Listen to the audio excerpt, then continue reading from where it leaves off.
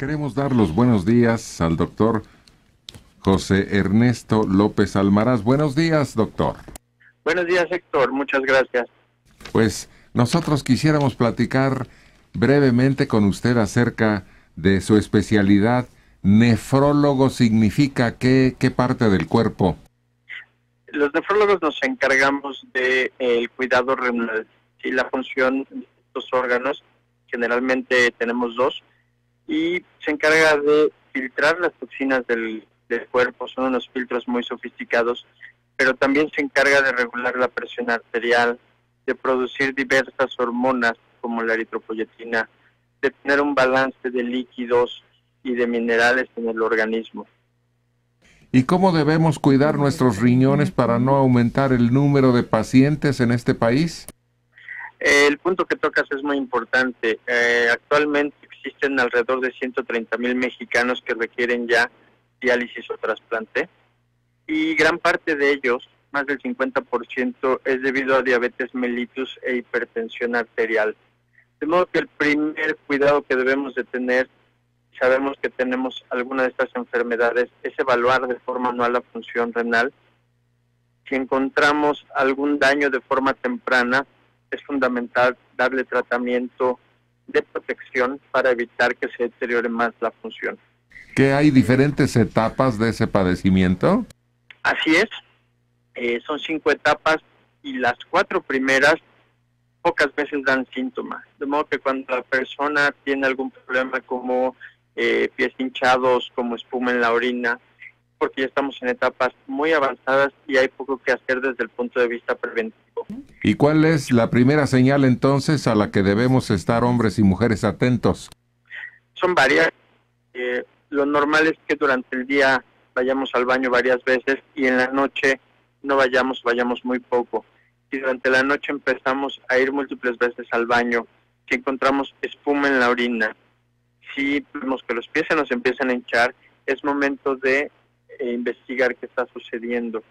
Si tenemos diabetes o hipertensión, la revisión debe ser de forma anual para establecer en qué etapa estamos, y entre más temprano se tenga el diagnóstico, se pueden utilizar tratamientos para corregir anemia, para el control de la presión, para el control de las proteínas. ¿Y qué es eso de diálisis? Cuando los riñones dejan de funcionar, cuando llegamos a este porcentaje menor al 10%, requerimos sustituir la función del riñón, ya sea con diálisis peritoneal, con hemodiálisis y de forma ideal con trasplante renal, para poder seguir vivos y con una mejor calidad de vida, que el trasplante es la que nos brinda esta última. Pero ese debe ser pues muy raro para que haya un donante y muy caro, ¿no?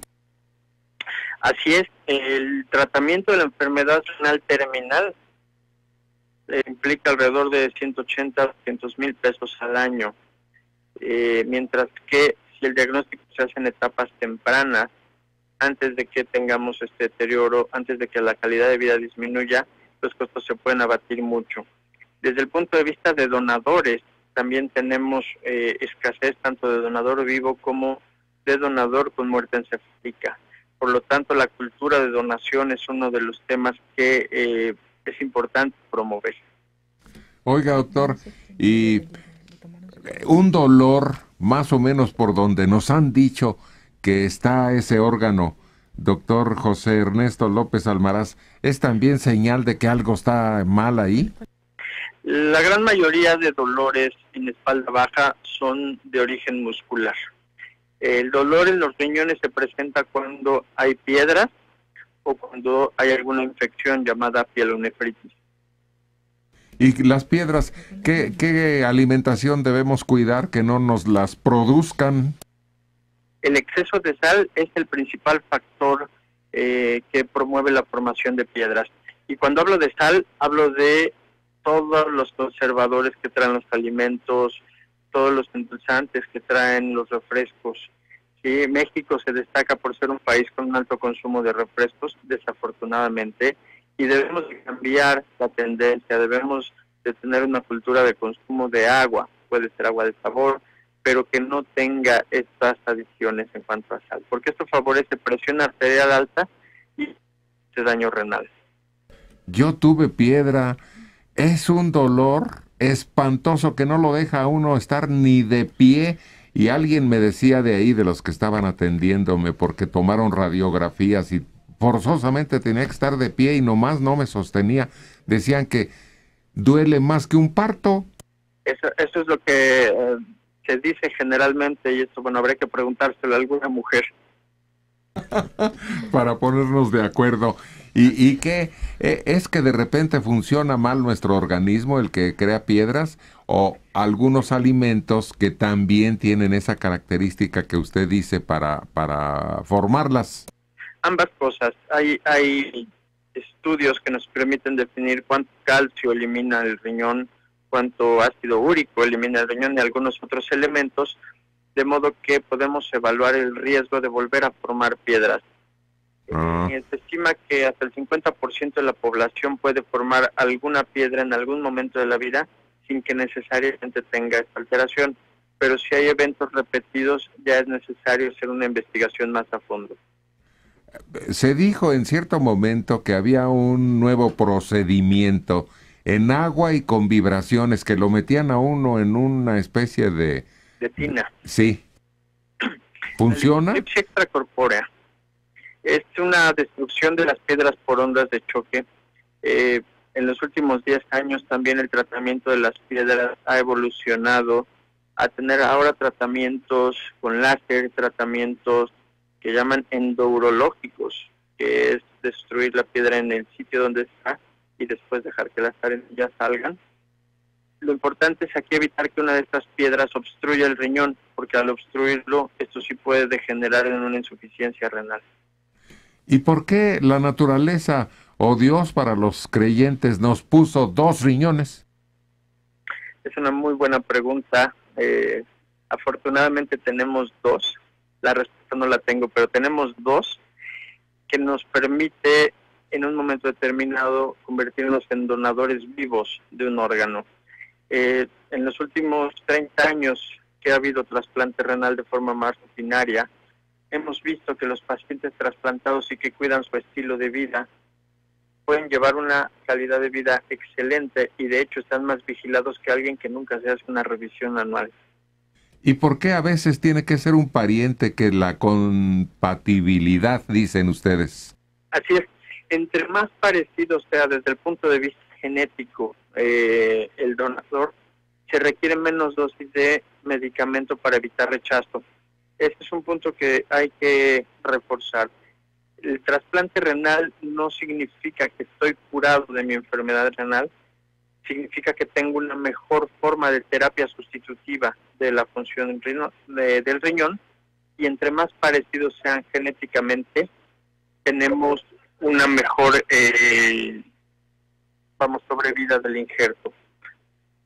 ¿Y por qué, si hay campañas, cómo debe uno acercarse a esa campaña para tener un estudio o una idea de cuál es la situación de nuestro riñón? Bueno, el día de mañana se va a realizar la conmemoración del Día Mundial del Riñón.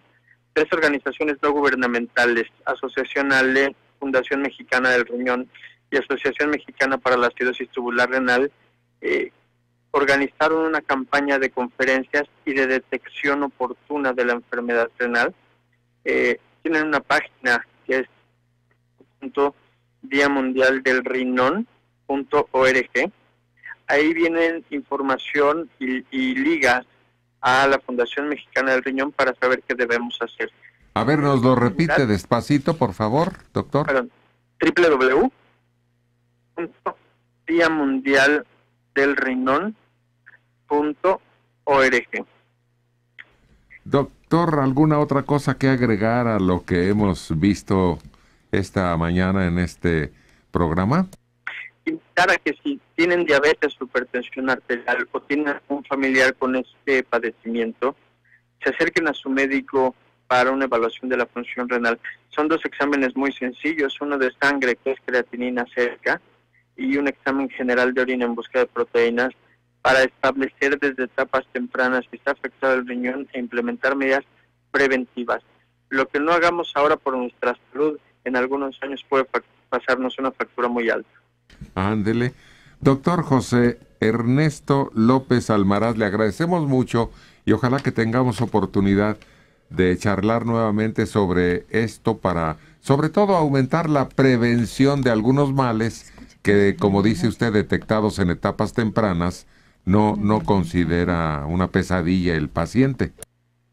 Así es. Muchísimas gracias por el espacio, por compartir con ustedes estos conceptos. Buenos días. Buenos días. Este doctor es uno de los más destacados en la especialidad nefrología, que dice uno cuando llega al hospital. ¿Y eso qué es? Nefrología. José Ernesto López Almaraz. ¿Podrían repetir el número telefónico del nefrólogo? Y además, señor Héctor, ¿cómo eliminó esas piedras que tenía? ¿Y con cuál médico se operó? ¿Podría darme el número? Yo tengo un problema semejante y me gustaría tener una opinión distinta. No, se salen. Y ahí es donde conoces a Dios en tierra de indios. Sí, lo malo es que Me gustó. se salen y luego, si consumes determinado tipo de alimentos, leche, queso, todos los lácteos. Agua gaseosa. No, bueno, ese ya es otra gente que consuma otros elementos. En mi caso fue eso. Los Entonces lácteos. se salió y ya. Y es fácil de tomar una radiografía y aparece. Sí. Y según el tamaño, y entonces el sistema que el médico utilice para Eliminarla. la amenaza en el futuro una vez que se resuelve. Por favor, repitan el número del nefrólogo. No nos dejó número, pero tenemos una página en la que seguramente encontrará la información que usted desea. Es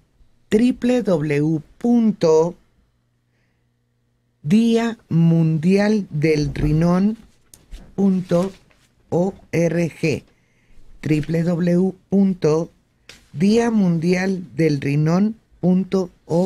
www.diamundialdelrinón.org. Yo creo que podemos dar la ubicación de este doctor. Es el doctor Ernesto López Almaraz, porque han estado solicitando mucho el que lo ubiquemos.